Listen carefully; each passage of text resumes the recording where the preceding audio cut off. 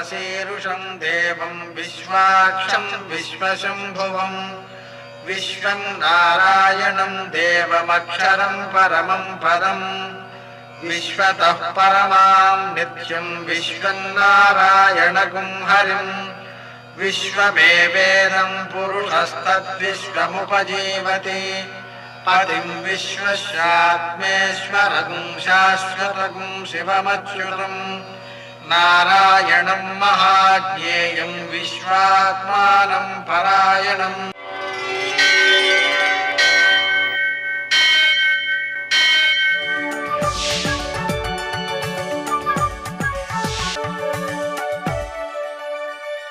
सूर्यशौर्यमथेन्दुरिन्द्रपदवी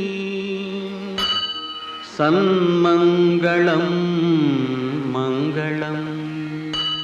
मृत्युंजयाय रुद्राय नीलकंठाय संभवे अमृतेशाय सर्वाय महादेवाय ते नमः। सर्वमंगलमांगल्ये शिवे सर्वार्थसाधिके शरण्ये त्र्यंबके देवी नारायणि नमोस्तुते। నేటి కాలమాన విశేషాలను గమనిద్దాం.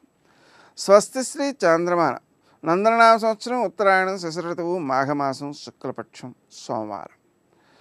సూర్యోదయం 6:41 సూర్యాస్తమయం 6:17 తిథి పూర్ణిమ రాత్రి 1:53 వరకు, నక్షత్రం మగ రాత్రి 1:50 వరకు, వర్జం మధ్యాహ్నం 1:33 నుంచి 3:12 వరకు, దుర్ముహూర్తం మధ్యాహ్నం 12:52 నుంచి 1:35 వరకు, మరల మధ్యాహ్నం 3:11 నుంచి 3:55 వరకు, అమృతకాలం రాత్రి 11:23 నుంచి 1:01 వరకు, రాహుకాలం సోమవారం కాబట్టి ఉదయం 7:30 నుంచి 9 గంటల వరకు. నేటి విశేషం మాఘ పూర్ణిమ. సముద్ర స్నానం చేస్తూ ఉంటారు. సిద్ధరాజ దత్తావతారం ఆ దత్తాత్రేయ స్వామిని ఆరాధిస్తుంటారు. ఆకామావై అని ఆషాఢమాసం, కార్తీక మాసం, మాఘమాసం, వైశాఖ మాసం ఈ 4 మాసాల్లో వచ్చేటువంటి పూర్ణిమలకు తప్పనిసరిగా సముద్ర స్నానం చేయటం అనేది ప్రాచీనం నుంచి వచ్చే ఆచరణ. కాబట్టి ఈ మాఘమాస స్నానం, సముద్ర స్నానం పూర్ణిమ నాడు చేయడం ద్వారా పాపాలని మొత్తం తొలగించుకోవడానికి ఉపకరించేటువంటి ఈ మాఘ పూర్ణిమ స్నానం, సముద్ర స్నానం చాలా ఉత్తమమైన ఫలితాలను అందజేస్తుంటుంది. నేటి ఆణిమత్యాలు.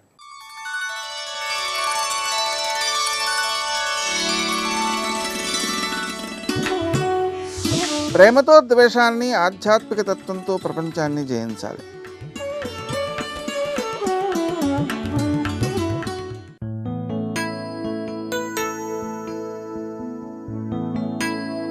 కేవలం ధనం చేత ఏ దేశము గొప్పది కాదు.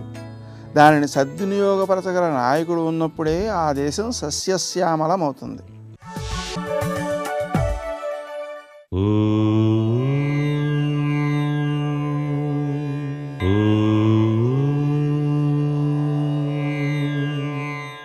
ఓం నమో నారాయణాయ. ఓం నమశివాయ. శ్రీమాత్రే నమః. మాఘమాసంలో అత్యంత విశిష్టవంతమైనటువంటి పుణ్యప్రదమైనటువంటి దివ్యవంతమైనటువంటి రోజు మహామాఘి అంటారు. ఈ మహామాఘి మహాపూర్ణమి ఈరోజు సముద్ర స్నానం గనక ఎవరైతే ఆచరిస్తారో వారికి దుష్టగ్రహ పీడ తొలగిపోతుంది. నరఘోష నుంచి బయలుపడటానికి ఆస్కారం ఉంటుంది. సముద్ర స్నానం చేయని వాళ్ళు కనీసం ఇంటిలోనైనా సరే తాము స్నానం చేసేటువంటి నీళ్ళల్లో కొద్దిగా కల్లుప్పు వేసుకొని స్నానం చేసినట్లయితే ఆ ఫలితాన్ని కూడా పొందవచ్చు అని చెప్పేసి మనకు శాస్త్రం. మహామాఘి తత్వరీత్యా కూడా మనకి మహాకుంభమేళ జరుగుతోన్న ఈ శుభ సందర్భంలో అసలు మన శరీరమే ఒక తత్వచింతనతో కూడినటువంటి విశేషాంశమని, ఈ కుంభతత్వాన్ని రక్షించడానికి మనం వినయ విధేయతలతో ప్రవర్తించినట్లయితే అమృతతత్వంతో జీవితాన్ని గడపడానికి కూడా ఆస్కారం ఉంటుందని, ఈ మహామాఘి తత్వరీత్యా ఎవరైతే పుణ్యప్రదమైనటువంటి స్నానాలు ఆచరిస్తారో మాఘమాస పుణ్యస్నానాల్లో విశిష్టవంతమైన ఫలితాన్ని పొందడానికి శివపరమాత్మ, విష్ణు పరమాత్మ యొక్క అనుగ్రహ కటాక్ష వీక్షణాలని మనమంతా కూడాను పొందడానికి ఈ యొక్క స్నానం విశిష్టంగా చెప్పడం జరిగింది. అందుచేత ఈ పూర్ణిమ స్నానాన్ని ప్రతి ఒక్కరూ కూడాను సద్వినియోగం చేసుకొని ఈ జీవన గమ్యంలో ఆరోగ్యప్రదమైనటువంటి జీవితాన్ని పొందడానికి ఆస్కారం ఎంతైనా కనిపిస్తుంది అనేటువంటి విషయాన్ని మనం ఇక్కడ గుర్తెరుగుదాం. సర్వే జనా సుఖినో భవంతు.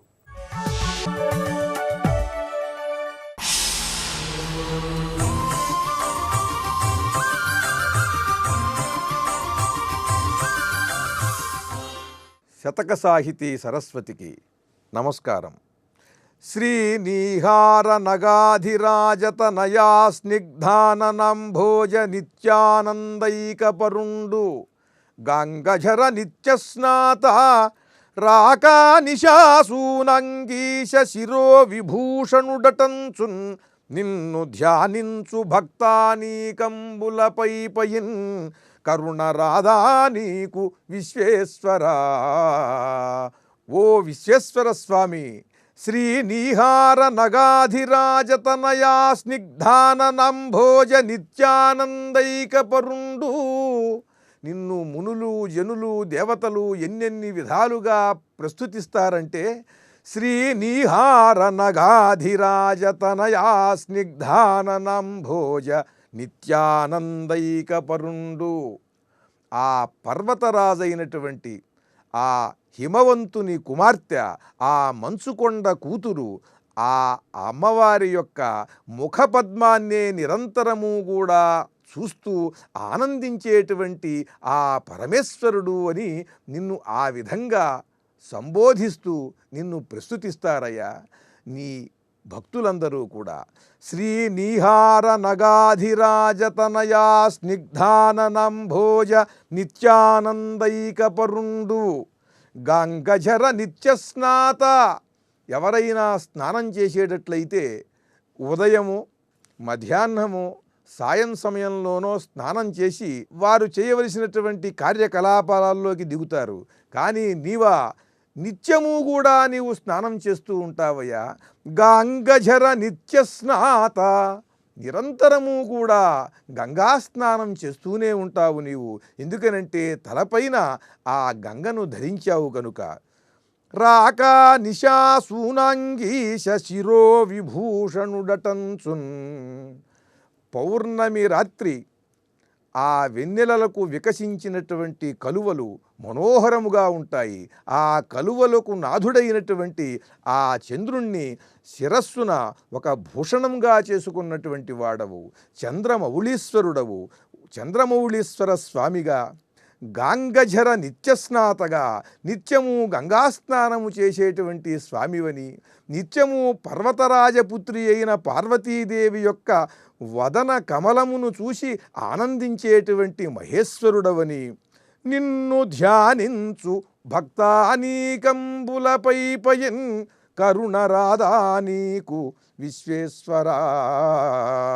ఓ విశ్వేశ్వర స్వామి, ఈ విధంగా నిన్ను మనోహరమైనటువంటి వర్ణనలతో నిత్యము గంగాస్నానము చేసేవానిగా, చంద్రమౌళీశ్వర స్వామిగా, పార్వతీపతిగా నిన్ను అర్చిస్తూ అనేక విధములైన నీ మహిమలను, నీ గుణగణములను కీర్తిస్తూ ఎన్నెన్నో నామములతో నిన్ను అర్చించేటువంటి భక్తులపైన నీకు కరుణ రాదా అంటూ ఆ విశ్వేశ్వర స్వామిని భక్తితో, ఆర్తితో, నిర్మలమైన హృదయంతో, నిశ్చలమైన మనస్సుతో అర్చిస్తూ అద్భుతమైనటువంటి పద్యములతో మహాద్భుతమైన శతకాన్ని మనకు అందించిన కవి సమ్రాట్ విశ్వనాథ సత్యనారాయణ గారి విశ్వేశ్వర శతకంలోని మరి ఒక పద్యం గురించి రేపు ఉదయం తెలుసుకుందాం.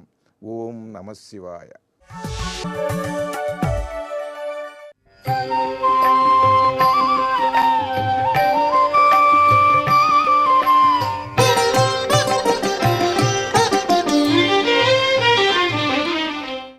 ధ్యేయః సదా సవితృమండలమధ్యవర్తి నారాయణः సరసిజాసన సన్నివిష్టః కేయూరవాన్ మకరకుండలవాన్ కిరీటీహారీ హిరణ్మయవపుః ధృతశంఖచక్రః.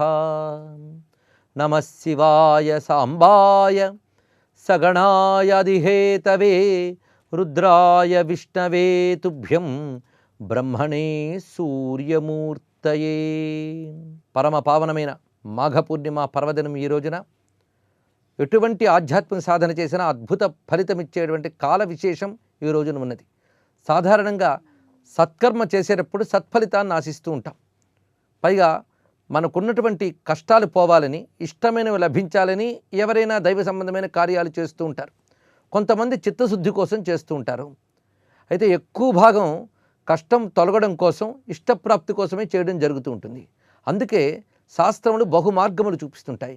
లౌకిక ప్రయత్నాలు కూడా ఈ రెండింటి కోసమే చేస్తుంటాం, కష్టం తొలగాలని, ఇష్టం రావాలని.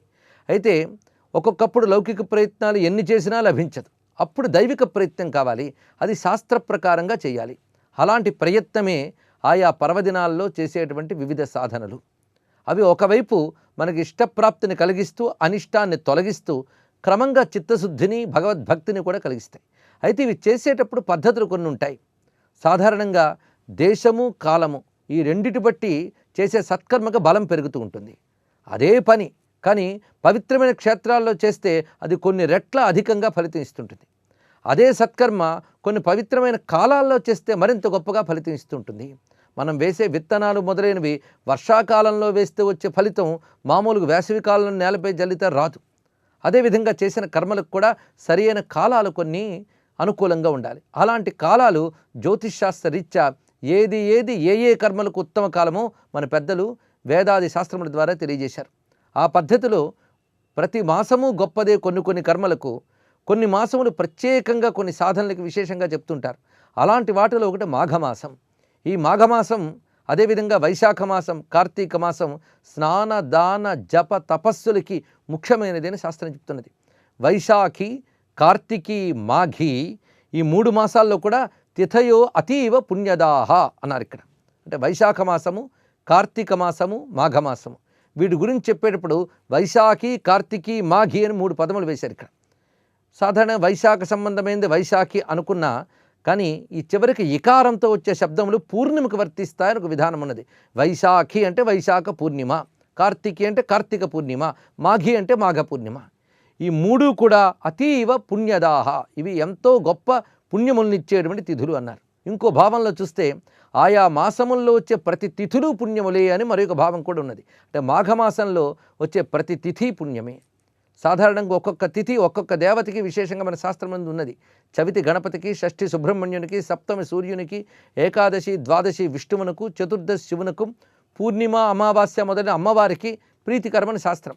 అవి ఏ మాసంలోనైనా గొప్పవే కానీ మాఘమాసంలో ఆ తిథులు కానీ సేవిస్తే ఆ దేవతలకు మరింత ప్రీతికరమై ఆ చేసే ఆరాధనలు కోటి గుణితమైన ఫలితాన్ని ఇస్తాయని శాస్త్రం చెప్తున్నది. అందుకే మాఘమాసంలో సప్తమి నాడు సూర్యారాధన విశేషమే రథసప్తమైంది. మాఘమాసంలో షష్ఠికి స్కంద షష్ఠి అని పేరు. మాఘమాసంలో చతుర్థి డుంఠి వినాయకునికి ప్రీతిపాత్రమని చెప్తారు. అలాగే మాఘశుద్ధ ఏకాదశి, భీష్మ ఏకాదశి మహాపర్వమై అది గొప్పదైంది. ఇక మాఘమాసంలో వచ్చే మహాశివరాత్రి, మహాశివరాత్రియే అది మహాపర్వమైనది. అందుకు మాఘమాసం అంతా కూడా సర్వదేవతా ప్రీతికరమైనది. అందున పూర్ణిమ మాసము యొక్క శక్తికంతటికి సారవంతమైనటువంటి స్థానం అది. ఏ మాసమైనా ఆ మాసశక్తి యొక్క సారము, పూర్ణత పూర్ణిమ తిథి అనేది ఉంటుంది. అందుకే ఆ మాసం ఏ నక్షత్ర ప్రధానంగా వచ్చిందో ఆ నక్షత్రం ఆ పూర్ణిమ నాడు ఉంటుంది. అందు మఖా నక్షత్రంతో కూడినటువంటి ఈ మాఘ పూర్ణిమ ప్రత్యేకమైనటువంటి విశేషమైనదని సాక్షాత్ కృష్ణ పరమాత్మ ధర్మరాజాదులతో చెప్పినట్లుగా భారతంలో ఉన్న వాక్యం. స్నానదాన విహీనాస్తు ననేయా పాండునందన. ఈ మాఘమాసంలో స్నానము, దానము, జపం లేకుండా కానీ గడిపితే వాడు తన ఆయుష్ని వ్యర్థం చేసుకున్నవాడే అన్నారు. అంటే భగవంతుడు కొన్ని అవకాశాలు ఇస్తాడు, దాని నిద్రతోనూ భౌతిక సుఖాలతోనూ గడిపేసినటువంటి వాడు అవకాశాలు చేజార్చుకుంటున్నాడు, బాగుపడే యోగాలను పోగొట్టుకుంటున్నాడు అర్థం. అందుకే మాఘమాసంలో ప్రయత్నపూర్వకముగా కొన్ని సాధనలు చేసి జీవి పాప పరిహారం చేసుకోవాలి, భగవంతుని యొక్క అనుగ్రహాన్ని పొందాలి. అందుకే దేవతానుగ్రహానికి అవకాశం ఇచ్చే మాఘమాసంలో చేయవలసిన ప్రధాన కృత్యముల్లో స్నానం ఒకటి చెప్పారు. స్నానము అన్నప్పుడు ప్రాతకాలంలో, పైగా అరుణోదయ సమయాత్ పూర్వమే స్నానం చేయాలి. అందుకే మాఘమాసం స్నానానికి అత్యంత ప్రధానమైనటువంటిది. కార్తీకం దీపానికి ప్రాధాన్యము, వైశాఖం దానానికి ప్రాధాన్యం అన్నారు. ఇలా ఒక్కొక్క దానికి ఒక్కొక్క ప్రాధాన్యం. అయితే అదే ప్రధానమైన మిగిలిన మానీయమని కాదు. మాఘమాసంలో స్నానంతో పాటు దానము, దీపము మొదలైనవి చేయాలి అని ఇక్కడ తీసుకోవాలి. అందుకు ఎప్పుడైనా సరే దానం అనేది చాలా ముఖ్యమైనటువంటి కర్మల్లో గొప్పదిన్నారు. ఇక్కడ ఎలాంటి పాపం పోవాలన్నా దానంతో సాధించవచ్చు. అందుకే దశవిధ దానములు, ఈ దానములు అన్నీ చెప్తూ ఉంటారు. సుఖం కోరేవాడు దానం చేయాలి. ఎవరికైనా సంపద కావాలంటే ముందు తాను ఇవ్వడం నేర్చుకోవాలి. ఇవ్వడం నేర్చుకునేవాడికి పుచ్చుకునే అర్హత వస్తుంది. అందుకే దానము ద్వారానే ఏదైనా పొందగలము అని మన శాస్త్రంలో బోధిస్తున్న గొప్ప విషయం. పూర్వజన్మలో ఏవో పాపాలు ఉంటాయి. ఆ పాపఫలితంగా ఇప్పుడు దుఃఖాన్ని అనుభవిస్తుంటాం. ఆ పాపం పోవడానికి ఏ దానం చేయాలో చెప్తారు. దానం ద్వారా పరిహరించేది ఎక్కువగా సాధ్యమవుతుంది.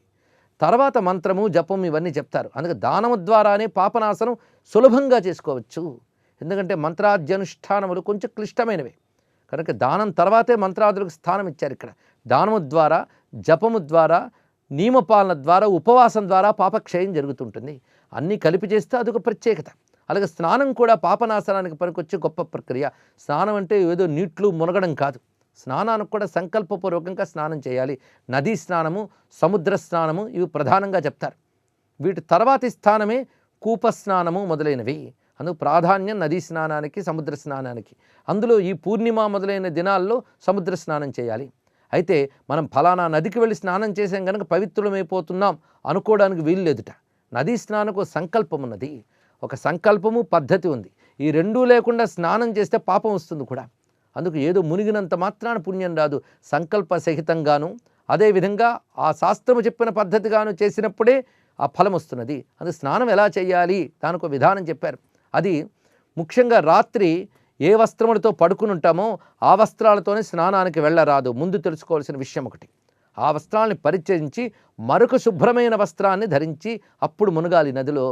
పైగా తాను కేవలం స్నానం చేయకుండా కాకుండా కాళ్ళు, చేతులు, పుక్కిలింత మొదలైనవి నదుల్లో చేయకుండా తాను ఉన్న గృహంలో చేసుకుని వెళ్ళాలట.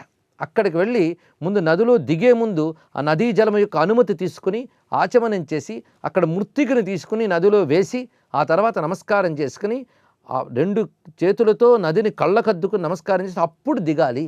ఆ దిగేటప్పుడు కూడా నదిలో ఎప్పుడు అభ్యంగ స్నానం చేయరాదు. అంటే ఒంటికి నూనె రాసుకుని, షాంపూలు పట్టించుకుని, కుంకుడికాయల స్నానాలు, సబ్బు స్నానాలు ఇవన్నీ కూడా నదుల్లో చేయరాదు. అవన్నీ మన ఇళ్లలో బాత్రూముల్లోనే కానీ నదుల్లో మాత్రం సబ్బులు మొదలైన వాటితో స్నానం చేయరాదు. ఇది శాస్త్రం చెప్తున్న విధానం. అలాగే నలుగు పెట్టి స్నానం కూడా నదిలో చేయరాదు. నదిలో మునకలు వేసి స్నానం చేయడం మాత్రమే తప్ప ఇంకేమీ లేదు. దీన్ని బట్టి మన పెద్దలు స్నాన విధిలో కూడా పర్యావరణం గురించి ఎంత ఆలోచించారో కూడా తెలుస్తున్నది. అందుకు భారతీయుల యొక్క సంప్రదాయములు ఏవి కూడా పర్యావరణం కాలుష్యం చేసేవి కావు. అయితే సంప్రదాయం తెలియకుండా పుణ్యముల మీద ఆబతో వెళ్ళిపోయి ఈ సంప్రదాయాలను పాటించని వాళ్ళు ప్రకృతిని పాడు చేసిన కొత్త పాపం మూట కొట్టుకొస్తుంటారు. అందుకే తీర్థాలు, కుంభమేళాలను పరిగెత్తే వాళ్ళందరూ కూడా ముందు స్నాన విధులు తెలుసుకుని వెళ్ళడం చాలా ముఖ్యం. స్నానం చేసిన తర్వాత నదీ తీరంలో తీర్థ విధి అనేది చేయడం మంచిది. తల్లిదండ్రులు లేనటువంటి వారు పితృకార్యాలు మొదలైనవి ఆ నదీ తీరముల్లో చేస్తే విశేష ఫలితాన్ని ఇస్తూ ఉంటాయి. అదేవిధంగా దానం ఒకటి నదీ తీరాల్లో చాలా విశేషంగా చెప్తారు.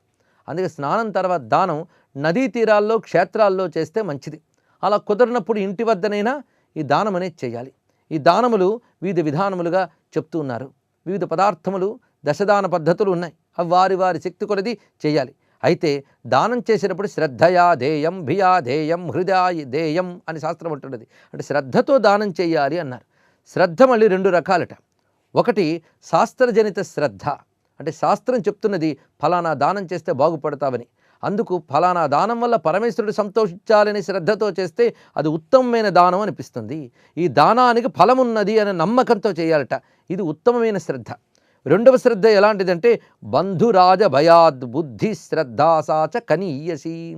బంధువులు ఏమనుకుంటారో అని, లేకపోతే తనకి ప్రేరేపించిన వాళ్ళు ఏమనుకుంటారో అని దానం చేసేవన్నీ కూడా కనీయసి శ్రద్ధ అన్నారు. అంటే అల్పమైన శ్రద్ధ అనిపించుకుంటాయి. ఎవరో ఏదో అనుకుంటారనో లేదో తప్పనిసరిగానో చేసేటటువంటి శ్రద్ధలు ఉన్నాయి, అవి అల్పశ్రద్ధ.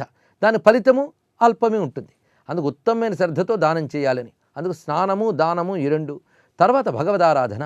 ఈ రోజున ఏ దేవతను ఉద్దేశించేనా ఆరాధన చేయవచ్చు. ముఖ్యంగా సూర్య ఆరాధన ఇక్కడ చూపిస్తున్నారు.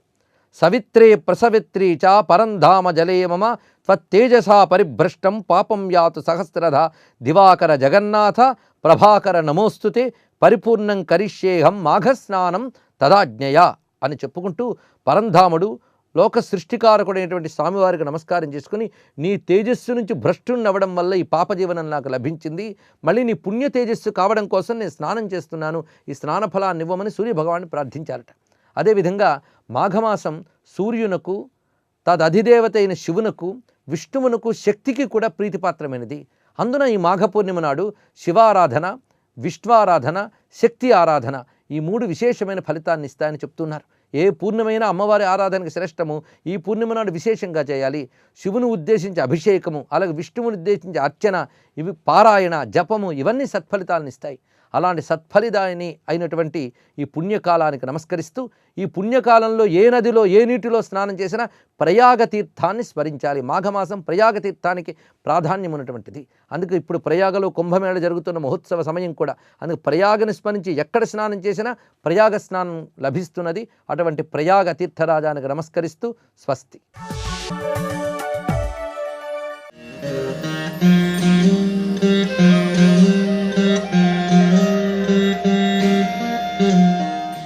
సింహాచలంలో కొలువైన శ్రీ వరాహలక్ష్మీ నరసింహస్వామివారిని మీ ముందుకు తెస్తోంది మీ ఆరాధన.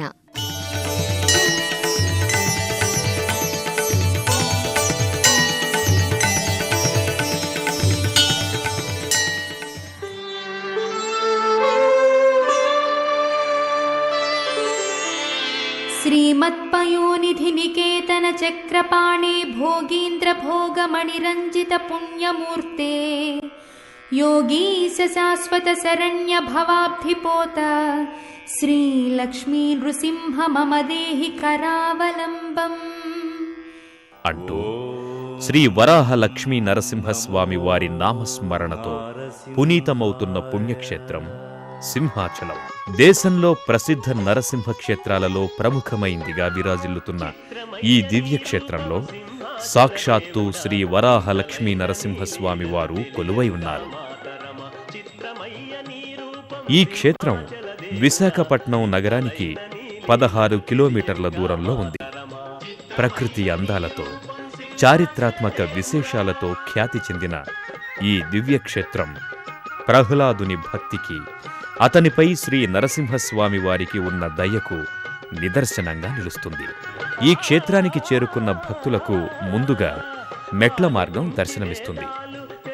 ఈ మెట్ల మార్గానికి ముందు భాగాన శ్రీ వరాహ లక్ష్మీ నరసింహస్వామి వారి మూర్తి ఒకటి దర్శనమిస్తుంది. స్వామివారికి భక్తితో చేతులు జోడించిన భక్తులు మెట్ల మీదుగా కొండ మీదకి చేరుకుంటారు.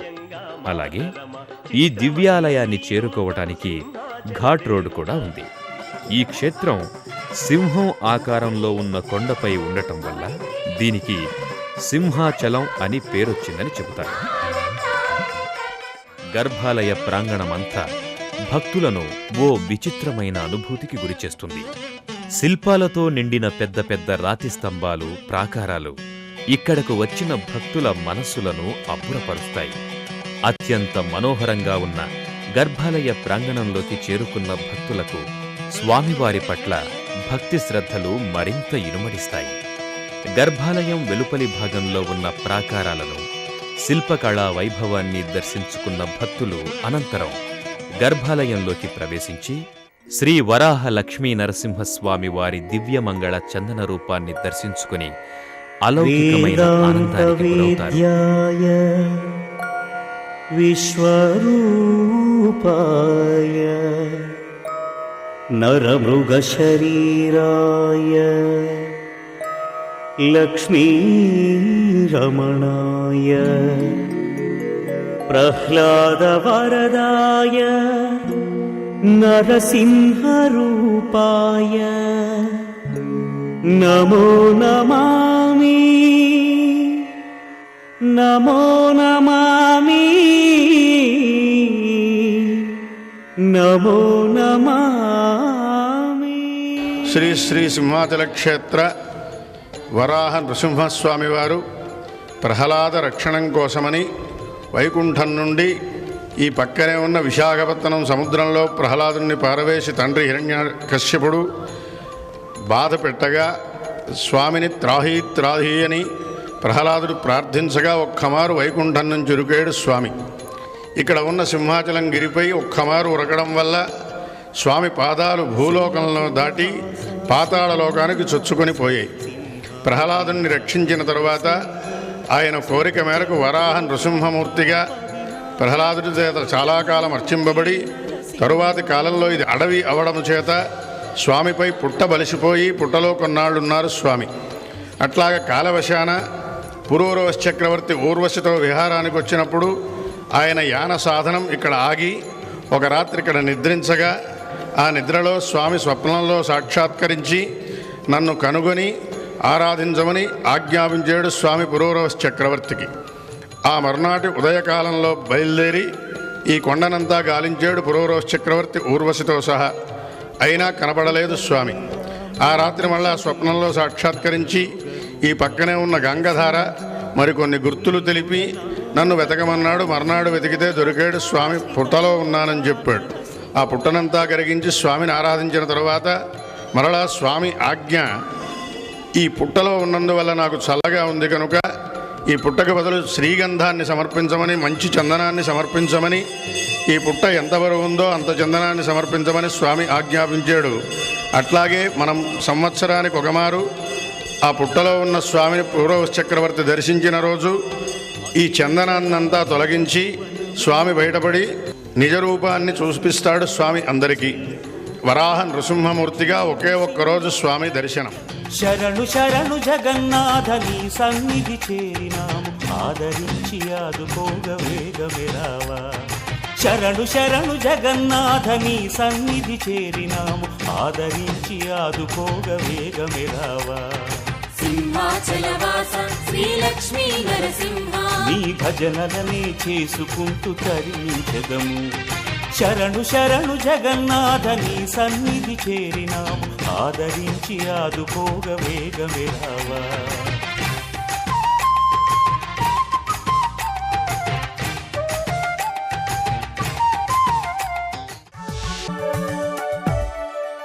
శ్రీరాఘవం దశరథాత్మజమప్రమేయం సీతాపతిం రఘుకులాన్వయరత్నదీపం.